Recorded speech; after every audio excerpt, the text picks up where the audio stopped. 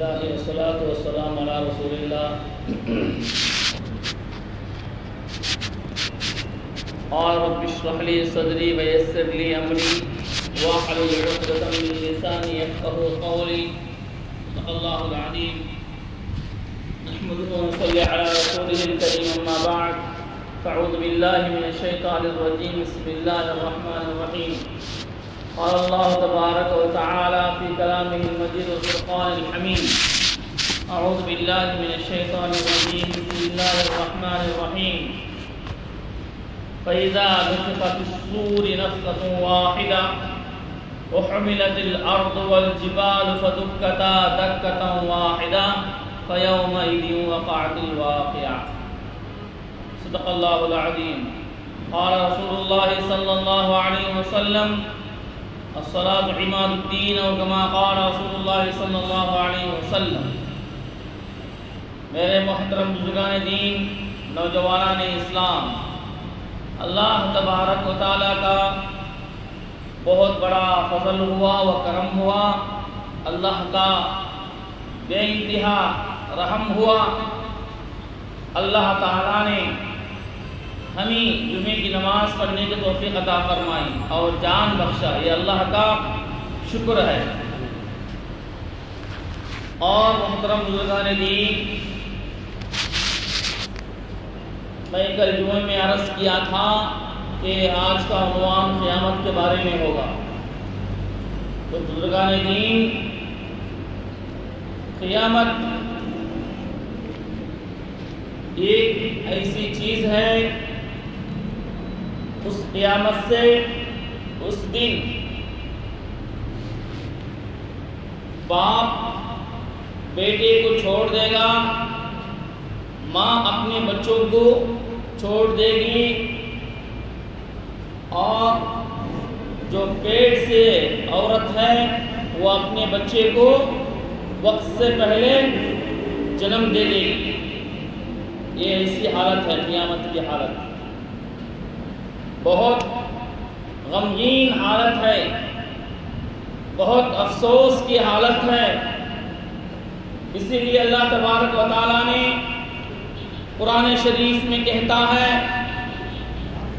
فَإِذَا نُفِخَ فِي الصُّورِ نَفْخَةٌ وَاحِدَةٌ. بس جب پھونکنے والے نے سور اٹھا کر، ایک جو ہے حضرت میکائیل علیہ السلام کے ہاتھ میں ایک سور ہوتا ہے. جب میکائیل علیہ السلام اللہ کے حکم سے، اللہ کے فرمان سے جب وہ سور اٹھا کر اپنے منہ کے پاس جب پھونکتے ہیں، فَإِذَا نُفِخَ فِي الصُّورِ، بس جب پھونکتے ہیں اس سور کو، نفخۃ واحدہ، ایک ہی پھونک. جیسے ہی میکائیل علیہ السلام سور اٹھا کر اپنے منہ میں رکھ کر ایک پھونکتے ہیں تو فوراً قیامت برپا ہو جاتا ہے. کیسا برپا ہو جاتا ہے؟ وَحُمِلَتِ الْأَرْضُ وَالْجِبَالُ فَدُكَّتَا دَكَّةً وَاحِدَةً. وَحُمِلَتِ الْأَرْضُ وَالْجِبَالُ. وَحُمِلَتِ الْأَرْضُ وَالْجِبَالُ کا مطلب ہے اللہ تبارک و تعالی اٹھائیں گے زمین کو، والجبال اور پہاڑوں کو، فَدُكَّتَا دَكَّةً وَاحِدَةً، بس ایک ہی مار میں وہ سب چکنا چور ہو جائیں گے.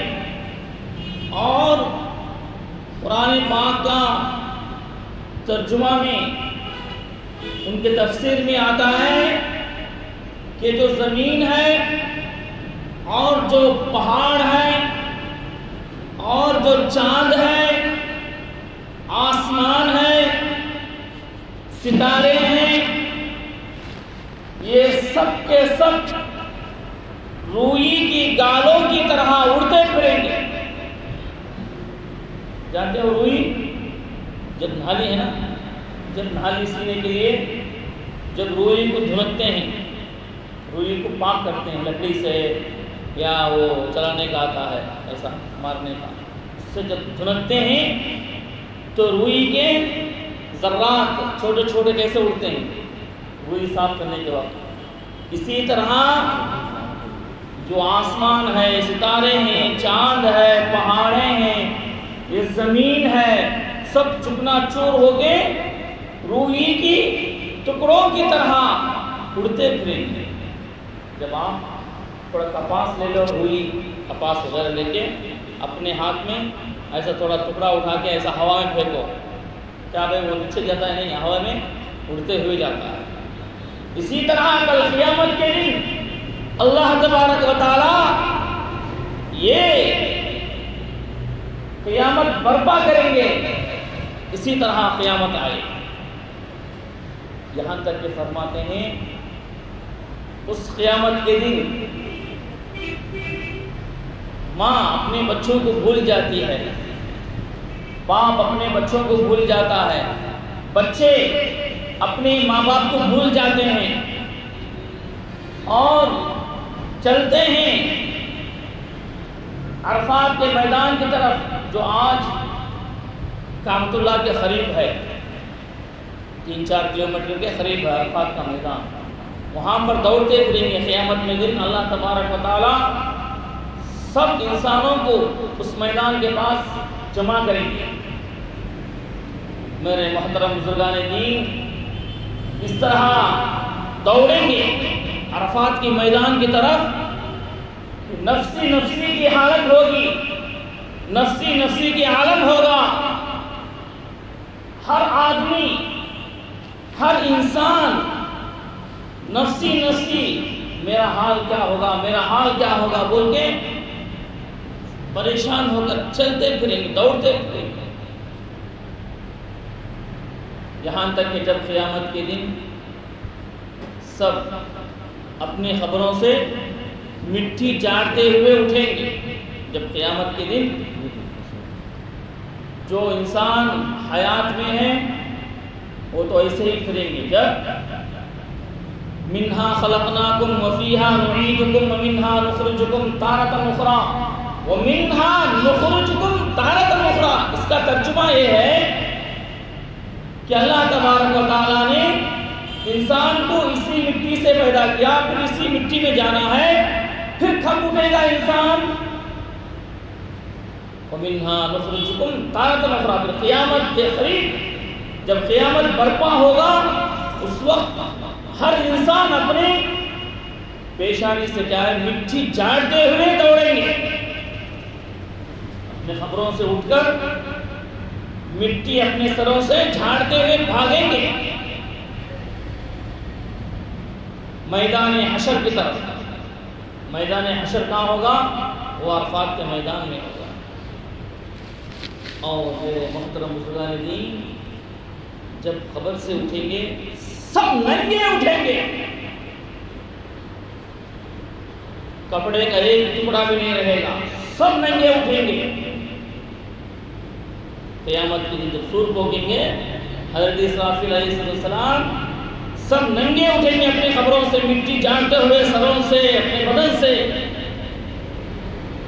لیکن اماں عائشہ صدیقہ رضی اللہ عنہا رسول صلی اللہ علیہ وسلم جب قیامت کا تذکرہ آیا تو اسی دوران میں اماں عائشہ صدیقہ رضی اللہ عنہا پوچھتی ہیں اے رسول اللہ صلی اللہ علیہ وسلم جب سب ننگے ہوں گے تو کیا وہ ایک دوسرے کو دیکھیں گے؟ سوال کرتے ہیں اماں عائشہ صدیقہ رضی اللہ عنہا، ایک سوال پوچھتی ہیں رسول صلی اللہ علیہ وسلم سے، اے اللہ کے رسول، اے اللہ کے پیارے رسول، جب قبر سے ہم لوگ اٹھیں گے قیامت کے دن میدان حشر کی طرف، آپ نے فرمایا ننگے ہو کے اٹھیں گے تو کیا ایک دوسرے کو دیکھیں گے؟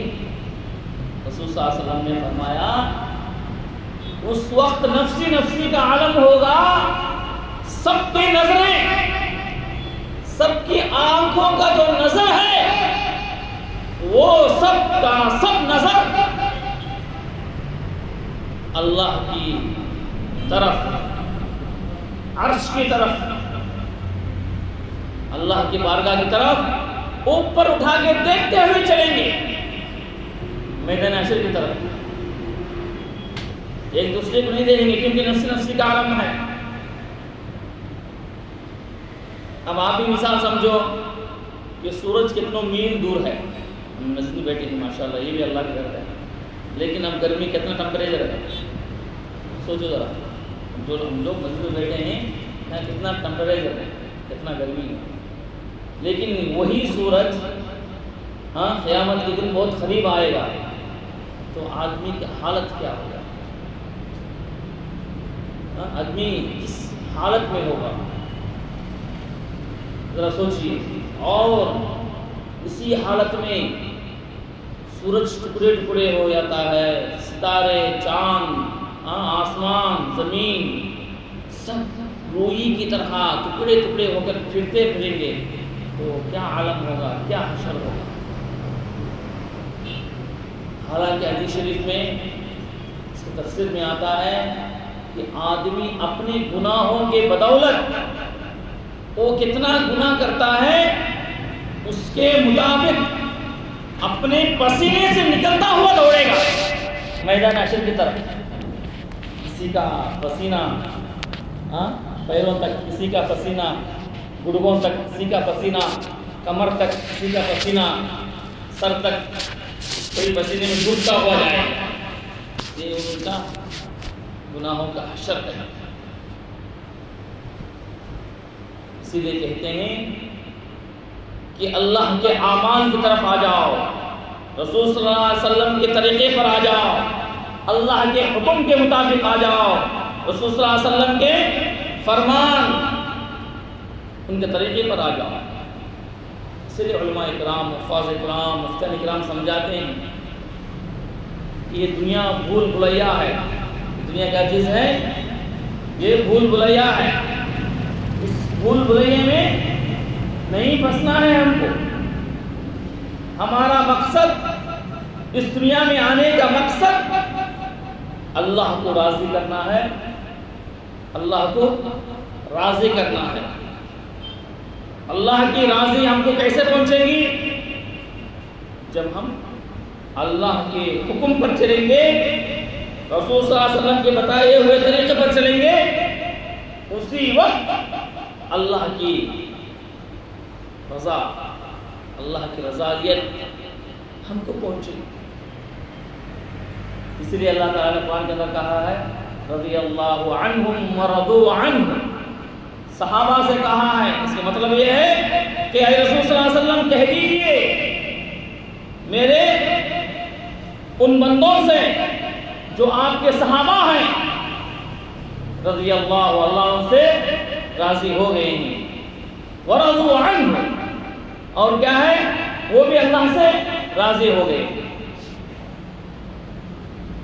صحابہ کے بارے میں آیا ہے یہ، اس لیے میرے محترم بزرگان دین، جب سب نفسی نفسی کے عالم میں میدان حشر کی طرف دوڑیں گے تو سب سے پہلے سفارش ڈھونڈیں گے، سفارش ڈھونڈیں گے کہ کن کی سفارش اللہ قبول کریں گے قیامت کے دن۔ تو سب سے پہلے کہاں دوڑیں گے؟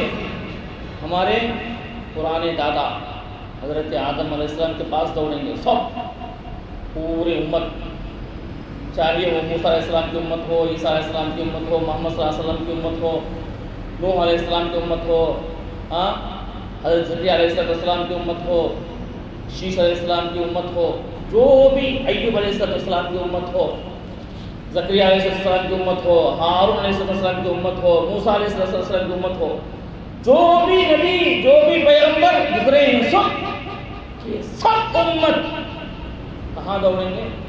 سب سے پہلے آدم علیہ السلام کے پاس دوڑیں گے۔ اے آدم علیہ السلام، آپ ہمارے رب کے پاس سفارش کیجیے، ہمارے گناہوں کے بارے میں آپ اللہ کے پاس کیا ہے سفارش کیجیے۔ اس سے پہلے میں ایک واقعہ بھول گیا ہوں۔ اللہ تبارک و تعالی جب قیامت کے دن قیامت آ جائے گی نا تو سب کے سب کیا ہو جائیں گے؟ فنا ہو جائیں گے. میں دوسری طرف چلا گیا تھا. سب کے سب گزر جائیں گے، سب، ہر چیز. حالانکہ سورہ رحمان کی تفسیر میں آتا ہے کل من علیہا فان، سب کے سب فنا ہو جائیں گے قیامت کے دن. چاہیے وہ عرش کو اٹھانے والے فرشتے بھی، ان کا بھی موت ہو جائے گا. وَيَبْقَى وَجْهُ رَبِّكَ ذُو الْجَلَالِ وَالْإِكْرَامِ، وَيَبْقَى وَجْهُ رَبِّكَ، وجہ ربک، رب جلال، اللہ تبارک و تعالی صرف اور صرف رب جلال ایک ہی حیات میں ہوں گے، ایک ہی حیات.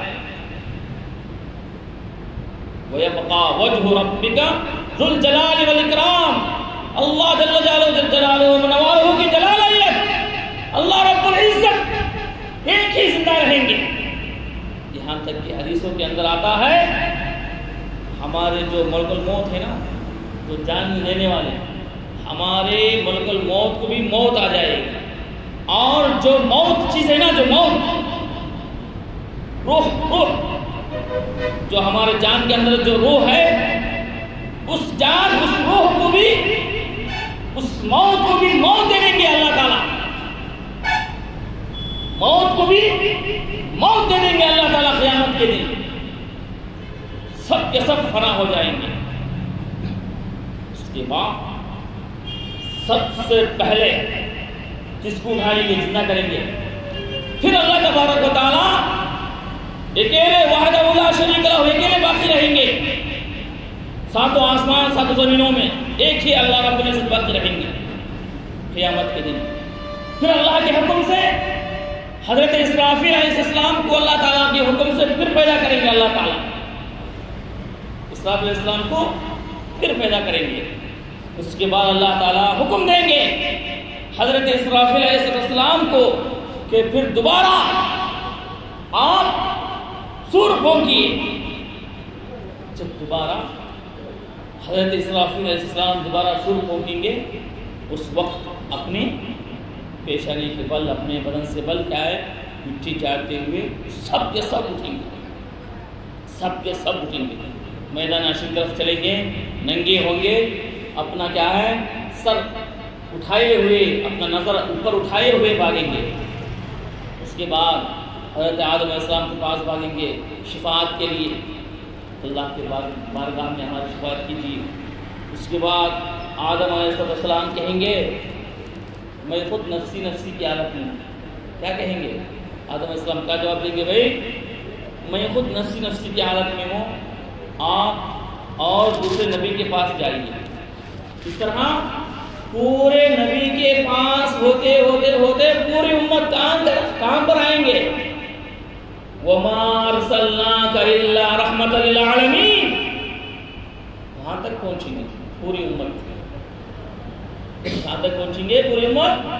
وَمَا أَرْسَلْنَاكَ، قرآن شریف کے اندر آتا ہے وَمَا أَرْسَلْنَاكَ إِلَّا رَحْمَةً لِلْعَالَمِينَ. وَمَا أَرْسَلْنَاكَ، ہم نے نہیں بھیجا رسول اقدس صلی اللہ علیہ وسلم کو، ہم نے نہیں بھیجا، ایسے نہیں بھیجا، ایسے فالتو نہیں بھیجا، بلکہ ہم نے بھیجا رسول صلی اللہ علیہ وسلم کو رحمت للعالمین، پورے عالم کے رحمت بنا کر بھیجا گیا. یہ آیت اس موقع پر سچ ہوتا ہے، پورے عالم کے لیے رحمت بنا کر بھیجے گئے ہمارے آپ صلی اللہ علیہ وسلم، رسول صلی اللہ علیہ وسلم. جب رسول اللہ صلی اللہ علیہ وسلم پہلی بار سجدہ رکھتے ہیں اللہ کے بارگاہ میں، پہلی بار سجدے میں جاتے ہیں اور مانگتے ہیں اے باری تعالیٰ جو امتیں آئے ہیں ان کے لیے سفارش میں مانگتا ہوں. اللہ تبارک و تعالیٰ بہت سے امتیوں کو شفاعت دے دیتے ہیں. پھر سجدے سے اٹھتے ہیں رسول صلی اللہ علیہ وسلم اور بہت سے امتی باقی رہتے ہیں، پھر سجدے میں جاتے ہیں. اس کے بعد پھر اللہ سے مانگتے ہیں اے اللہ تبارک و تعالیٰ میں اس وقت تک میں سجدے سے میں اپنا سر نہیں اٹھاؤں گا جب تک باقی امتوں کا سفارش نہ کریں. ضد کرتے ہیں اللہ تبارک و تعالیٰ رسول صلی اللہ علیہ وسلم. پھر بہت سے امتیوں کا اللہ تبارک و تعالیٰ شفاعت دیتے ہیں رسول صلی اللہ علیہ وسلم کی سبب سے. اللہ سبب بناتے ہیں رسول صلی اللہ علیہ وسلم کی سبب بنا کر شفاعت دیتے ہیں. اس طرح آپ صلی اللہ علیہ وسلم شفاعت بن گئے پورے امتیوں کے کل قیامت کے دن. اسی لیے آپ صلی اللہ علیہ وسلم کو وما ارسلناک الا رحمۃ للعالمین. کیا اس دنیا میں آپ صلی اللہ علیہ وسلم کو چپ کے بیکار ایسے ہی پیدا نہیں کیا. اللہ تعالیٰ نے رحمۃ للعالمین بنا کر بھیجا ہے. آپ صلی اللہ علیہ وسلم کو رحمۃ للعالمین بنا کر اللہ تبارک و تعالیٰ نے اس دنیا کے اندر بھیجا. تو ہم سب کیا ہے بھائی آج کل سنت طریقہ بولے تو سستی مشکل مین پوائنٹ. میں اپنی بات کو ختم کر دیتا ہوں. 2 منٹ کا وقت ہے. اپنی بات کو میں ختم کر دیتا ہوں. کیا بھائی کوئی بھی سنت کا کام کرنا بولے تو کیا ہے سب سے پہلے کیا سوچتے ہیں یہ پرانا ماڈل نا. کیا سوچتے ہیں پرانا ماڈل نا اسٹائل ماڈل رہے تو پہلے یہ سوچتے. اگر کوئی سنت کا عمل کرنا بولے تو سنت طریقے پر چلنا بولے تو سب سے پہلے کیا سوچتے بھائی اس میں اسٹائل نہیں نا کوئی نیا نہیں نا یہ تو پرانا ہے نا ایسا سوچتی. یہ سو صحیح نہیں یہ سب غلط. جو سنت میں فائدہ ہے سنت رسول صلی اللہ علیہ وسلم میں جو فائدہ ہے خدا کی قسم رب کے جلال کی قسم اس قرآن پاک کی قسم اس رب کعبہ کی قسم اور کسی طریقے میں نہیں ہے. اتنا فائدہ ہے سنت رسول میں سنت طریقے پر سنت طریقے رسول میں. لیکن آج کل کیا ہے اگر ہم لوگ داڑھی رکھیں گے تو وہ بھی سنت ہے نا. کیا بولیں گے کیا بھائی نا داڑھی نہیں رکھے بھائی کیا قصہ. حضرت دھندے میں کمائی میں پیسے کمانے میں ذرا جھوٹ بولنا حضرت. میں داڑھی رکھے تو میں جھوٹ بول سکتا نہیں حضرت. کیا بھائی تمہیں داڑھی رکھ کے جھوٹ بولنا بھائی چھیڑتی ہیں حضرت. دیکھو بھائی کیسے کیسے ہیں کیا بولتے ہیں. داڑھی رکھنا بھی سنت ہے. عین سنت ہے رسول صلی اللہ علیہ وسلم کی سنت ہے. پورے نبیوں کی سنت ہے. حالانکہ غیر ایمان والے بھی بہت سے غیر ایمان والے بھی سنت رکھتے ہیں. غیر ایمان والے کو دیکھو اہل کتاب بھی داڑھی رکھتے ہیں. لیکن آج کل ہم مسلمان ہیں اہل سنت والجماعت قرآن کے مسلمان ہیں ماشاء اللہ.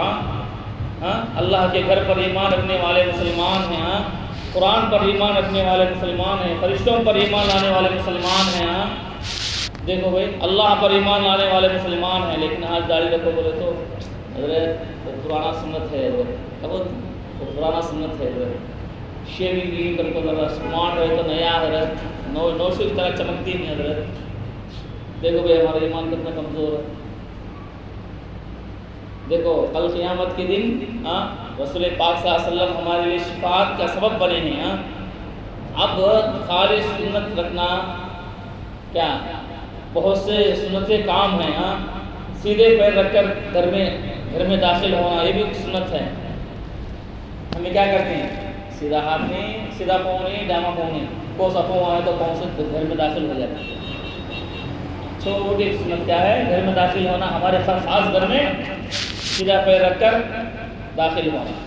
اور گھر میں داخل ہونے کی دعا کیا ہے جو مسجد کی دعا ہے وہ گھر کی دعا ہو اللہم افتح لی ابواب رحمتک. جب گھر سے باہر نکلتے ہیں داما پاؤں باہر کو نکلتی ہیں. ہمیں کیا نکلتی ہیں داما پاؤں نہیں سیدھا پاؤں نہیں کوسا پاؤں ہے تو پاؤں رکھو باہر نکل جاتے. دیکھو سنتوں کا ہمارا عمل کیسا ہے. مسجد میں بھی کیا ہے سیدھا پاؤں رکھو ہمیں اندر آنا.